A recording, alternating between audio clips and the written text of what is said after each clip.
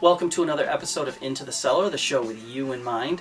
We're going to do a little something different today. I thought that I would make an appetizer that I make quite a bit. We'll go up into my kitchen, I'll show you how to make it, and I'm also going to pair a wine with it and take you through that whole process. So let's go up into my kitchen.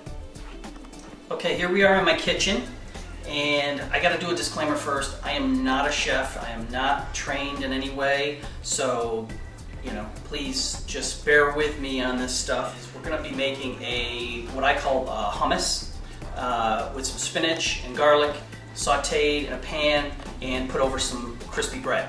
So what you'll need for my hummus is you'll need olive oil, you'll need a saute pan, olive oil, garbanzo beans, chickpeas. You'll need garlic, so you can either use fresh garlic or you can use garlic in a jar. I use garlic with water in it, minced garlic with water. Baby spinach, and you'll need a loaf of bread. I have batard bread from Wegmans. You'll cut this up into portions, and this is a good size because you'll saute this in the pan. I'll show you how to do that. But that's pretty much all you need. First thing we're going to do is we're going to cut up our bread into portions, and we're going to saute it in the pan, crisp it up a little bit with the olive oil on both sides. Sliced pieces of bread are golden brown, so I'm just going to take them off. Set them aside for now. So I've got my spinach in here and it's sauteing with some garlic and olive oil in a pan. And we're just about set. And again, you can portion it how you like, if you like more spinach or less spinach. But this looks about ready. It's pretty much rendered down. I'm going to remove it from the heat for a second. The heat's a little high. And you can do this two ways. I've got the garbanzo beans. You can also do a black bean hummus if you like black beans. What you would want to do if you're doing a black bean hummus is you're going to want to put those beans aside and cook those through thoroughly before you put them in the saute pan. Garbanzo beans, you can just do it this way. And here's what I do. Just take the can, pop them in. I'm going to do about half a can because I make it about half a portion. So what you want to do is, you can see the spinach and the garlic and everything's incorporated. I just take a fork and I just start mashing up the garbanzo beans, or chickpeas, whichever you prefer.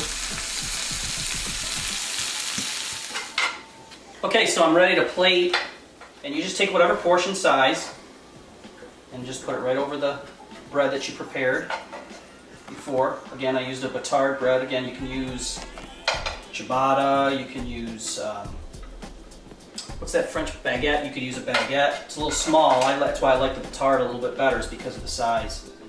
Okay, so we're back into my cellar here. I've plated my appetizer, hummus, spinach, garlic, olive oil over some bread, crostini, whatever.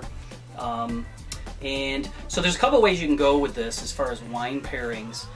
Any neutral white or light white will do. I would even say that some Chardonnays would be fine, like unoaked Chardonnays. Margaret River, Australia would be great. Chablis would probably be fine. Whatever you like, I would pair it with it.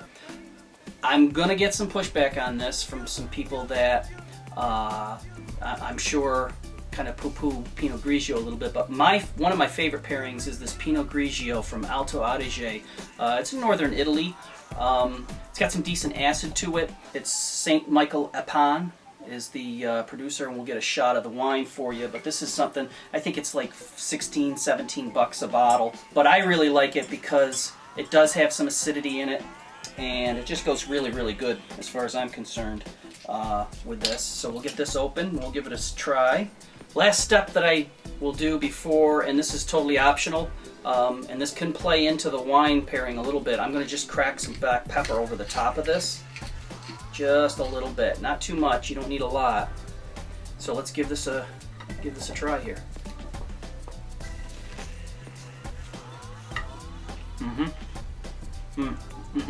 This is great. You can add salt to it. I don't need to add salt. I think it's fine without it. Let's try it with the wine. Oh, perfect.